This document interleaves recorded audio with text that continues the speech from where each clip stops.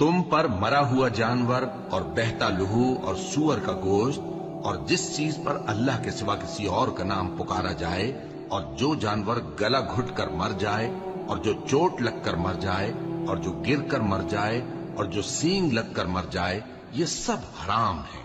اور وہ جانور بھی جس کو درندے پھاڑ کھائیں مگر جس کو تم مرنے سے پہلے ذبح کر لو،